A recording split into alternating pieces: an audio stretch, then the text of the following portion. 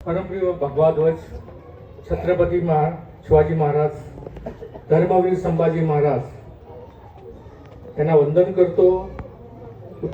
आपल्या उत्तर लक्ष्मीला वंदन करतो आणि आपले कार्यसम्राट अतुलदादा बाबा भोसले यांच्या परवानगीनं 2 मिनिटं बोलणार आहे. या ठिकाणी काही लोकांच्यात संभ्रम निर्माण करायचा प्रयत्न करतायत, तर सगळ्यांनी सावध राहावं. जर आपण हा जो रोड आहे, हा रोड सरळ गेला की त्या ठिकाणी रेटरेकर उमराणीचं घर आहे. एडे पाटील कुलकर आपले फडणीस आणि त्या शेजारी जो रस्ता आहे, तो रस्ता हा कित्येक म्हणजे 86च्या TP मध्ये काढला गेलेला आहे. तरी सुद्धा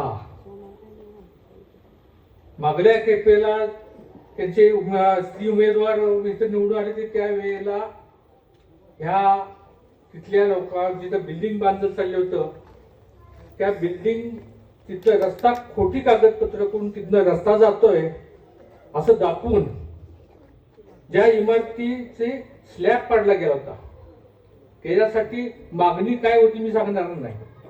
पाडू नये यासाठी मागणी काय होती मी सांगणार नाही.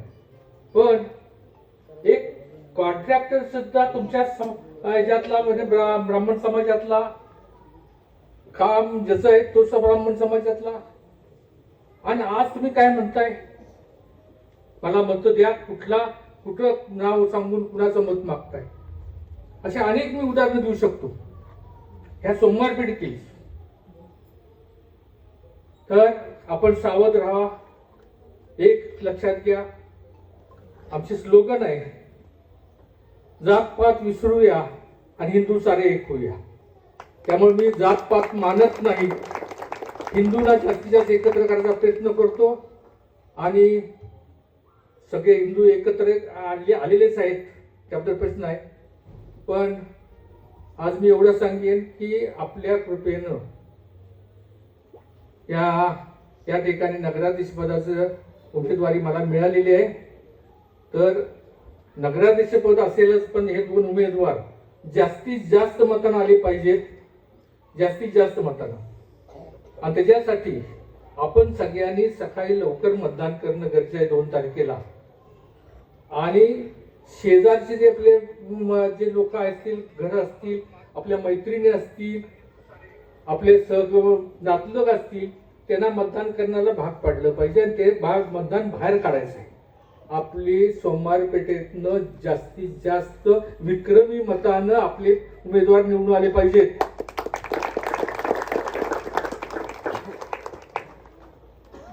दहा वर्षापूर्वी आपण विक्रमी मतदान केलं होतं आणि त्यावेळेला विक्रम ह्या ठिकाणी उभा होता. रविवार पेठ, सोमवार पेठ, शुक्रवार पेठ, साधारण त्यावेळेला 8-9 हजारचं मतदान होतं. त्यावेळेला 1 नंबरनं करण्यात आला होता तो निवडून. तसं आपले उमेदवार 1 नंबरनं करण्यात आले पाहिजेत. आणि नुसतं आपण आपल्या वार्डापुरतं न बघता बाहेरच्याबद्दल तुमचे कोण असतील त्यांनाही सांगितलं पाहिजे आणि जास्तीत जास्त मतदान करून आपल्या भाजपचं सरकार म्हणजे कराडातलं सरकार हे आणलं गेलं पाहिजे. तरच आपल्या गावचा विकास होणार आहे. आज बाबांनी 1 वर्षाच्या कालावधीमध्ये किती निधी आणलाय मला माहिती नाही. जवळजवळ 600 कोटी, 600 ते 750 कोटीचा निधी आणलेला आहे. आता तुम्हाला सांगतो आणखीन एक आहे आपल्या इथं. ह्या बाबा आमचे हे मागल्या वेळेला बोललो होतो आपण आला त्यावेळेला, ह्या पाठींची जी बाजू आहे भिंत, संरक्षण भिंत उंच करणं गरजेचं आहे. उंच करणं गरजेचं आहे, पण ती उंच करणं गरजेचं आहे. कारण हा सकाळचा उतार आहे तिथं प्रत्येक घराच्या पाठींचा, आणि ते जर झालं ना तर निश्चित होणार आहे. तर अजून 4 वर्ष आहेत त्याला, 40 वर्ष. तर एवढंच बोलतो आणखी थांबतो. आपण जास्तीत जास्त मतदान करून तिन्ही कमळावर शिक्का मारून हे करावं. मित्र उपस्थित असणारे भारतीय जनता पार्टीचे प्रदेशाचे उपाध्यक्ष आमचे बंधुतुल्य आदरणीय विक्रमदादा पवासकर, कार्यक्रमाला उपस्थित असणारे भारतीय जनता पार्टीचे नगराध्यक्ष पदाचे उमेदवार आणि येणाऱ्या 3 तारखेला ह्या नगरीचे होणारे भावी नगराध्यक्ष आदरणीय ज्येष्ठ नेते अण्णा, कार्यक्रमाला उपस्थित आदरणीय आमच्या लाडक्या काकी विद्याताई, आणि एवढं त्यांना हाताला इजा अजून सुद्धा त्या बाहेरच पडलेल्या आहेत कार्यक्रमानिमित्त. कार्यक्रमाला उपस्थित आपले या प्रभागामधले उमेदवार आदरणीय अजयदादा पवासकर, आदरणीय सौ अंजलीताई, आदरणीय तात्या, कार्यक्रमाला उपस्थित आदरणीय समीरजी करमळकर, आदरणीय उमरानी ताई म्हणायचं ना, काही चूक होता कामा नाही. तर कार्यक्रमाला उपस्थित रत्नाकरजी शानबाग, प्रमोदजी गिजरे, राहुलजी कुंभार, प्रभाकरजी जोशी, देवानंद पुजारी, चंद्रहास पुजारी, आदरणीय नानासाहेब, आदरणीय अवधूतजी गरुड, मोठ्या संख्येनं उपस्थित असणाऱ्या माझ्या सगळे नागरिक, उपस्थित माता भगिनी, तरुण मित्र आणि बांधवांनो, आज आपल्या सोमवार पेठेमध्ये अत्यंत महत्वाची सभा पावसकर कुटुंबियांच्या वतीनं आयोजित करण्यात आलेली आहे. सोमवार पेठेला एक वेगळी ओळख अनेक वर्षापासून या नगरीमध्ये आहे. ज्या उत्तरालक्ष्मी देवीच्या मंदिराच्या परिसरामध्ये आपण बसलेलो आहोत, त्या मंदिराची स्थापना 1727 साली झालेली आहे. म्हणजे 17व्या दशकापासून सोमवार पेठीने एक वेगळी ओळख या शहरामध्ये निर्माण केलेली आहे. आणि त्यामुळे या परिसरामध्ये येत असताना माझ्यासारख्या कार्यकर्त्याला मनपूर्वक आनंद आणि समाधान या गोष्टीचं होतं की ज्या भारतीय जनता पार्टीला उभं करण्याचं काम या परिसराने केलं, त्या परिसरामध्ये असा भव्य आणि दिव्य कार्यक्रम आज आपण नगरपालिकेच्या निवडणुकीच्या निमित्तानं आयोजित केलेला. भारतीय जनता पार्टीचा आमदार म्हणजे तुम्ही म्हणाल ते, आणि त्यामुळे आता आपण जी मागणी केली की आपली संरक्षण भिंत आहे, त्या संरक्षण भिंतीची उंची वाढवणं गरजेचं आहे. ही मागणी त्वरित मंजूर करण्यासाठी लागेल ते सहकार्य राज्य सरकारच्या वतीनं आम्ही करू. आणि संरक्षण भिंत अपूर्ण काही ठिकाणी आहे असं देखील लोकांची माझ्यापर्यंत तक्रार आलेली आहे की संरक्षण भिंतीचं काम अपूर्ण काही ठिकाणी आहे. ते काम देखील आपण पूर्ण करू. मुळात कराड शहर नदीकाठी वसलेलं असल्यामुळे जमीन खचणं हा जो प्रकार आहे हा नदीकाठच्या परिसरामध्ये जास्त होतो. आणि त्यामुळे आपल्याला ही पेठ आपली सुरक्षित ठेवण्यासाठी लँड रिक्लेमेशन करणं हे भविष्य काळामध्ये गरजेचं असणार. आणि त्याच्यासाठी आपली जमीन वाहून जाऊ नये, जमिनीचं संरक्षण व्हावं, याच्यासाठी आपल्याला रिटेन्शन करण्यासाठी आपल्याला भक्कम अशी भिंत ही बाजूला असणं गरजेचं आहे. म्हणजे आपलं जो काही महापूर येतो कधी कधी त्याच्यापासून देखील संरक्षण होईल. आणि त्याचबरोबर आपली जमीन वाहून जाऊ नये ही सुद्धा काळजी भविष्य काळामध्ये आपल्याला घ्यायची. जे गावं अशी आहेत ज्याचं नदी काठी वसाहत आहे, अशा ठिकाणी मोठ्या प्रमाणावर रिसर्च याच्यावर चाललेला आहे, मोठ्या प्रमाणावर काम या सगळ्या गोष्टींवर चाललेलं आहे. राज्य सरकार सुद्धा या गोष्टींच्या बाबतीमध्ये अत्यंत गंभीर आहे. आणि आम्ही देखील लोकप्रतिनिधी म्हणून हाच विषय मांडत असतो. प्रोटेक्शन फ्रॉम फ्लड्स हा पहिला मुद्दा, पुरापासून संरक्षण, आणि दुसरा मुद्दा जमीन वाचवणं किंवा जमीन खचू न देणं, जेणेकरून जे आपलं इमारतीचं बांधकाम असेल, जे काही बांधकाम असेल, जुनी घरं असतील, याचं देखील संरक्षण भविष्य काळामध्ये होईल. आपण या बाबतीमध्ये कसली चिंता करू नका. राज्य सरकार आदरणीय देवाभाऊच्या नेतृत्वाखालचं आपल्या पाठीशी आहे.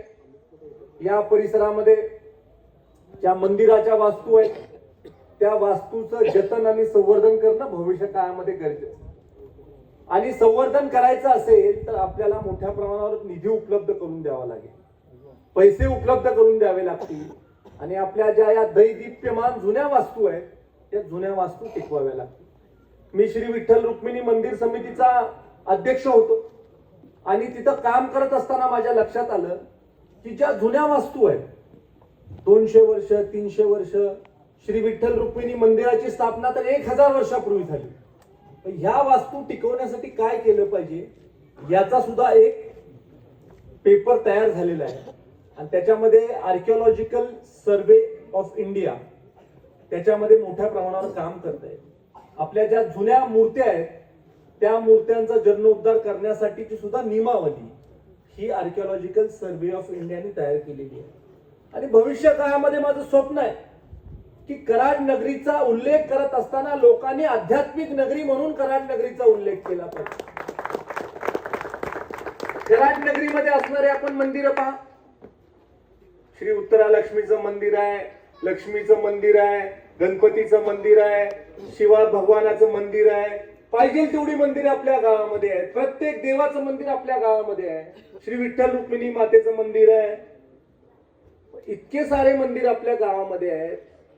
याचा कधी आपण रेकॉर्ड केलाय का हा खरा प्रश्न माझ्यासारख्या कार्यकर्त्याच्या मनामध्ये उपस्थित होतो. कराड आणि मलकापूर मधली मंदिरं जर का काढली तर 100 पेक्षा अधिक मंदिरं ही कराड आणि मलकापूरच्या 2 शहरांच्या परिसरामध्ये असतील. आणि जर का याचं जतन संवर्धन आपण योग्यरित्या केलं, आपल्यामध्ये असणारे जे गुरुजी आहेत, आपल्यामध्ये असणारे आध्यात्मिक क्षेत्रामधली मोठी माणसं आहेत, यांना आपण जर का एकत्रित केलं आणि जर का आध्यात्मिक पर्यटन या विषयाला खऱ्या अर्थानं आपण चालना दिली आणि कृष्णा नदीच्या काठी गंगा आरती होते तशी कृष्णा आरती आपण जर का घेऊ शकलो तर आपल्या गावाचं नाव हे देशाच्या जगताच्या नकाशावर गेल्याशिवाय राहणार. मी सहज विचार करत होतो की कुठल्या गावाला एवढं सौंदर्य आहे की 2 नद्यांचं संगम ज्या गावामध्ये होतं, ज्या गावाने या राज्याचे पहिले मुख्यमंत्री दिले, ज्या गावाने एक मोठा आदर्श या समाजाला दिला, ज्या गावाने पश्चिम महाराष्ट्राला वेगळी दिशा देण्याचं काम केलं, अशा गावाला खऱ्या अर्थानं जे विकासात्मक काम व्हायला पाहिजे होतं त्या कामाच्या बाबतीमध्ये कुठे आपण कमी पडलो का अशी समस्या, असा प्रश्न, अशी शंका माझ्या मनामध्ये निर्माण होती. साबरमती रिव्हरफ्रंट डेव्हलपमेंटचा प्रोजेक्ट आम्ही स्टडी केला. आदरणीय मोदीजींच्या नेतृत्वाखाली साबरमती रिव्हरफ्रंट डेव्हलपमेंट झाली. आपला रिव्हरफ्रंट किती मोठा आहे आपण पाहिलात का? NH4 म्हणजे पुणे बँगलोर हायवे पासून ते विट्याला जाणाऱ्या कृष्णेच्या पुलापर्यंत आपला रिव्हरफ्रंट आहे. आणि त्या रिव्हरफ्रंटच्या रिडेव्हलपमेंटच्या विषयी साधी कल्पना सुद्धा आजपर्यंत कोणी मांडली नाही. आज विधानसभेचा सदस्य म्हणून तुमच्या वतीनं काम करत असताना विधानसभेमध्ये मी हा विचार मांडला, विधानसभेमध्ये मी भाषण दिलं की रिव्हरफ्रंट रिडेव्हलपमेंटसाठी आम्हाला आपण मदत करा, प्रीती संगम बागेच्या रिडेव्हलपमेंटसाठी आपण आम्हाला मदत करा, कराडच्या बाजूनी एलिव्हेटेड नेकलेस रोड आम्हाला तुम्ही द्या, तुम्ही आम्हाला अशा पद्धतीची भिंत ज्या भिंतीमधून आपल्या गावाचं संरक्षण होईल अशा पद्धतीची आपल्याला एक मोठी भिंत गावाला द्यायची आहे आणि त्या भिंतीच्या माध्यमातून आपल्या गावाचं कायमस्वरूपी पूर परिस्थितीपासून संरक्षण होईल अशा पद्धतीची देखील मागणी मी केली. आणि प्रीती संगम बागेचं रिडेव्हलपमेंट ज्याच्यामध्ये रिव्हरफ्रंट रिडेव्हलपमेंटचा एक टप्पा सुद्धा येतो असं सुद्धा आपल्याला करायचं आहे. याच्यासाठी मोठ्या प्रमाणावर राज्य सरकारचे पैसे देखील लागणार आहेत. याच्यासाठी राज्य सरकार मोठ्या प्रमाणावर मदत देखील करायला तयार आहे. सुदैवाने ही गोष्ट मांडत असताना सभागृहामध्ये आदरणीय मुख्यमंत्री देवेंद्र फडणवीस साहेब उपस्थित होते. त्यांनी हे सगळं ऐकलं आणि ऐकल्यानंतर या विषयावर चर्चा देखील झाली. आपल्या कराडला खूप मोठं सौंदर्य आहे. कराडची बाजारपेठ टिकवण्यासाठी काय करायचं याचं आपण प्लॅनिंग केलं पाहिजे. बरेच वेळेला लोक येतील, मोठ्या मोठ्या गोष्टी सांगतील, पण साध्या साध्या गोष्टी ज्या करायला पाहिजेत त्या तुम्ही न केल्यामुळे आजची ही परिस्थिती निर्माण झाली आहे की कराड सारख्या मोठ्या शहराला पार्किंगची व्यवस्था नसावी. कराडकर मठाच्या तिथं आपल्याला पार्किंगसाठी जागा अलोकेट केलेली आहे, तिथं पार्किंग का आजपर्यंत झालं नाही? किती लोक आजपर्यंत सत्तेत येऊन गेले? व्हर्टिकल पार्किंग का तिथं झालं नाही? व्हर्टिकल पार्किंग आपल्या स्टँडच्या परिसरामध्ये जागा देऊन सुद्धा का झालं नाही? हा प्रश्न माझ्यासारख्याच्या समोर आहे. आज जर का आपल्याला कुठल्या दुकानामध्ये जायचं असेल तर दुकानामध्ये गाडी घेऊन जाता येत नाही, कारण पार्किंगला जागा नाही, अशी अवस्था आपली निर्माण झाली आहे. आणि याचाच परिणाम तुमच्या बाजारपेठेवर होतोय. बाजारपेठेमध्ये लोक पुरेशी येत नाहीत, किंवा लोक आले तरी खरेदी कशी करायची हा प्रश्न लोकांच्या समोर आहे. नागरी सुविधा सुधारण्यासाठीची काहीतरी संकल्पना आपण या गावासाठी आखली पाहिजे. ओपन स्पेसेसच्या रिडेव्हलपमेंटसाठी काय प्लॅन आपला आहे हे सुद्धा आजपर्यंत निश्चित नव्हतं. आज आपण नगर विकास खात्याच्या माध्यमातून विशेष वैशिष्ट्यपूर्ण योजनेमधून आपल्या गावामधल्या अनेक ओपन स्पेसेसला पैसे दिले. अगदी मंगळवार पेठेमधल्या ओपन स्पेसला आत्ता पैसे आपण विशेष वैशिष्ट्यपूर्ण योजनेमध्ये दिले. त्याचबरोबर कराडच्या स्मशानभूमीला 1.25 कोटी रुपयाचा निधी आदरणीय अण्णांनी मागणी केल्यापासून 1.5 महिन्यामध्ये GR आम्ही अण्णांच्या हातामध्ये दिला आणि 1.25 कोटी रुपयाचा निधी स्मशानभूमीसाठी आपण उपलब्ध करून दिला. मी ज्या वेळेला तिथं काही दुःखद कार्याच्या निमित्तानं, दुःखद प्रसंगाच्या निमित्तानं जायचो, मला नेहमी मनात असं वाटायचं की ज्या स्मशानभूमीमध्ये लोक येतात, मोठं संकट त्यांच्यावर कोसळलेलं असतं, बाहेरचे नातेवाईक येतात, बाहेरचे आपले मित्र येतात, त्या स्मशानभूमीची जर का देखरेख व्यवस्थित नसेल, तिथं जर का सुविधा व्यवस्थित नसेल, तर आपल्या गावाविषयीचं मत वेगळं होऊ शकतं, ही शंका माझ्या मनामध्ये आली होती. आदरणीय अण्णांनी एक समिती केली, त्या समितीच्या माध्यमातून 10,000 रुपये मदत, अशा काही दुर्दैवी घटना ज्या कुटुंबामध्ये घडतात त्या कुटुंबांना 10,000 रुपयाची मदत करण्याचं काम आदरणीय अण्णांचं एक तिथं ट्रस्ट करत होतं. त्यांच्याशी चर्चा केल्यानंतर 1.25 कोटी रुपयाचा निधी मंजूर करून दिला आणि त्याच्यावरही जे पैसे लागणार आहे ते सगळे पैसे हे कराडच्या स्मशानभूमीला मंजूर करून देण्याची हमी ही देखील मी या कार्यक्रमाच्या निमित्तानं देतो. आपल्या कराडमध्ये उच्च विद्याविभूषित, सुशिक्षित, मोठ्या मोठ्या संस्थांमध्ये काम करणारे देखील नागरिक आहेत. या नागरिकांची इच्छा एवढीच आहे की आमच्या गावामध्ये नागरी सुविधा झाली पाहिजे. आम्हाला फिरायसाठी व्यवस्थित बाग असावी, बसायसाठी जागा असावी, ओपन स्पेस चांगली असावी, डेव्हलप्ड असावी. कराडच्या स्टेडियमसाठी 100 कोटी रुपयाचा निधी आपण राज्य सरकारच्या माध्यमातून मागच्या कालावधीमध्ये उपलब्ध केला. 100 कोटी रुपयाचा निधी उपलब्ध करताना कुठल्याच निकषात बसत नसताना 100 कोटी रुपये आपण उपलब्ध केले. कारण शेवटी हाय पॉवर कमिटी समोर निकष असतात की गावची लोकसंख्या किती आहे, तालुक्याची जागा आहे का, जिल्ह्याची जागा आहे, मेट्रोपॉलिटन सिटी आहे का, त्या पद्धतीनं पैसे मंजूर होतात. पण कराडसाठी आपण 100 कोटी मंजूर करून घेत असताना सगळे निकष बाजूला ठेवले आणि 100 कोटी रुपये मंजूर करून आणले. आणि 100 कोटी रुपयामध्ये देशामधलं अत्यंत उत्तम असं स्टेडियम हे कराडच्या परिसरामध्ये येणार. जिथं रणजीच्या मॅचेस होऊ शकतील, IPL ची मॅच होऊ शकेल त्या दर्जाचं स्टेडियम, 25,000 लोक ज्या स्टेडियम मध्ये बसू शकतात असं स्टेडियम, जिथं टेबल टेनिस कोर्ट आहे, व्हॉलीबॉल कोर्ट आहे, बास्केटबॉल कोर्ट आहे, स्विमिंग पूल आहे, जिम्नेशियम आहे, बाहेरच्या खेळाडूंसाठी जागा आहे. कैलासवासी खशाबा जाधवांनी 1952 साली ऑलिम्पिकचं पदक मिळवलं आणि आपण आपलं स्टेडियम चांगलं करू शकत नसलो तर निश्चित स्वरूपी आपण कुठतर कमी पडतोय असा विचार माझ्या मनामध्ये आला. आणि आपल्या सगळ्यांच्या साथीनं आदरणीय मुख्यमंत्र्यांना मागच्या कालावधीमध्ये आपण विनंती केली होती, त्यांनी ती मान्य केली आणि ते उपमुख्यमंत्री असताना त्यांनी हा निधी आपल्या कराडसाठी दिला. याची देखील आठवण मी तुम्हाला या कार्यक्रमाच्या निमित्तानं करून देऊ इच्छितो. माझी आपल्याला सगळ्यांना विनंती आहे की केंद्रामध्ये आदरणीय मोदीजींचं सरकार काम करतंय. मोदीजींच्या सरकारने सगळ्यात महत्वाचा काही निर्णय घेतला असेल तर प्रभू श्री रामचंद्रांचं मंदिर हे उभं करण्याचा निर्णय हा खऱ्या अर्थानं तमाम हिंदू समाजाने घेतला आणि त्याच्याबरोबर आदरणीय मोदीजींच्या सरकारने तो निर्णय अंमलबजावणीमध्ये आणला, तो निर्णय पूर्ण केला आणि प्रभू श्री रामचंद्रांचं मंदिर उभं केलं.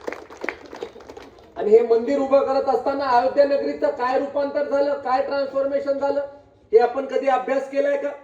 ज्या अयोध्येमध्ये लोक कधी कधी तरी जायचे, त्या अयोध्येमध्ये जाण्यासाठी फ्लाईट मिळत नाही, फ्लाईटच्या तिकिटाची किंमत वाढली आणि तिथं आता मार्केटिंग चाललंय. मोठे मोठे celebrity let's buy in Ayodhya म्हणून मार्केटिंग करतात. हे ट्रान्सफॉर्मेशन. मी सातत्यानं जे म्हणतो की एखाद्या नगरीचं जर का आपल्याला वर्चस्व करायचं असेल, एखाद्या नगरीचं जर का महत्व जगाला पटवून द्यायचं असेल, तर त्या नगरीची खासियत ही लोकांपर्यंत पोहोचवणं गरजेचं आहे. आणि त्यासाठी कराडमधनं जाणारा जो नॅशनल हायवे 4 आहे, नॅशनल हायवे 4च्या खाली जे पिलर्स आहेत, पुलाच्या खाली पिलर्स, त्याच्या सुशोभीकरणासाठी 15 कोटी रुपयाचा निधी आम्ही मागितलेला आहे. आणि प्रत्येक पिलरवर आपल्या शहरामध्ये ज्यांनी योगदान दिलंय, ज्यांनी चांगलं काम केलंय, त्याची एक वॉल करायची. म्हणजे कराड शहरामधनं जाणाऱ्या माणसांनी त्याला इतकं कुतूहल वाटलं पाहिजे ते सगळं बघून तो परत आमच्या गावामध्ये आला पाहिजे आणि थांबला पाहिजे. अशा पद्धतीचं काम आपल्याला भविष्य काळामध्ये करायचं. भारतीय जनता पार्टीचं सरकार 19 साली भारतीय जनता पार्टीचं सरकार, 2024 साली भारतीय जनता पार्टीचं सरकार, आणि आज केंद्रामध्ये आपलं सरकार, राज्यामध्ये आपलं सरकार. तुमचा हक्काचा मी इथं लोकप्रतिनिधी, हक्काचा नगराध्यक्ष निवडून देण्यासाठीची आजची लढाई आहे आणि ती आपण जिंकायची. आपले दोन्ही उमेदवार तर आपण मोठ्या मताधिक्याने निवडूनच द्यायचे, पण आदरणीय अण्णांना देखील अत्यंत महाराष्ट्रामधल्या मोठ्या मताधिक्याने पर्सेंटेज वाईज निवडून द्यायचंय. ही देखील विनंती मी तुम्हाला आजच्या कार्यक्रमाच्या निमित्तानं करतो. आज आपल्या सोमवार पेठेच्या परिसरामध्ये आलेलो असताना 1 वर्षामध्ये आपण काय काय दिलं याची आकडेवारी देखील मी तुमच्यासाठी घेऊन आलेलो आहे. आणि मला सांगताना आनंद होतो की आपल्या सोमवार पेठेसाठी 63 लाख रुपयाचा निधी आपण ह्या 1 वर्षामध्ये मंजूर केलेला आहे. आणि सगळ्यात महत्वाचं, ज्या माता भगिनींनी सातत्यानं मला विनंती केली होती की आपल्या प्रीती संगम बागेमध्ये खेळाची जी बाग आहे, ते खेळाचं साहित्य खराब झालेलं आहे, ते खेळाचं साहित्य नवीन द्या, त्याच्यासाठी 40 लाख रुपयाचा निधी आपण उपलब्ध करून देतो. लवकरच ते काम पूर्ण होईल आणि आपले मुलं बाळ तिथं जातील त्यावेळेला त्यांना खेळण्यासाठीची चांगली इक्विपमेंट ही देखील तिथं बघायला मिळतील. त्याचबरोबर रस्त्यासाठी आपण डीपीडीसीच्या नगर उत्थान विभागामधून पैसे उपलब्ध करून दिलेले आहेत. अनेक ठिकाणचे छोटे छोटे रस्ते आपण मागितले, त्यासाठी आपण पैसे उपलब्ध करून दिलेले आहेत. परत एकदा या प्रभागामध्ये आमच्या आदरणीय अण्णा असतील, आदरणीय ताई असतील, आदरणीय विक्रम बाबा असतील किंवा आदरणीय अजयजी असतील, यांनी अत्यंत मोठं योगदान केलेलं आहे. या सगळ्यांच्या योगदानाला खरं तर आपण सगळ्यांनी जाणून घेतलेलं आहे आणि ह्या योगदानाला खरं तर आपण निवडणुकीच्या निमित्तानं, मतदानाच्या रूपानं त्यांना आपण आपला आशीर्वाद द्यायचा आहे. आदरणीय विलास तात्यांनी या परिसरामध्ये कुंभार समाजासाठी मोठं काम केलेलं आहे. विलास तात्यांनी कुंभार समाजाचा प्रश्न गणपतीच्या विषयीचा जो होता तो मोठ्या ताकदीनं माझ्यासमोर मांडण्याचा आभार या कार्यक्रमाच्या निमित्तानं मानू इच्छितो. ताईंचा जबरदस्त संपर्क आहे, लोकांमध्ये त्या आहेत, चांगल्या पद्धतीचं त्यांचं काम आहे आणि त्यामुळे या दोन्ही उमेदवारांना ताकदीनं आपण निवडून द्यायचं एवढं सांगून थांबतो. जय हिंद, जय महाराष्ट्र.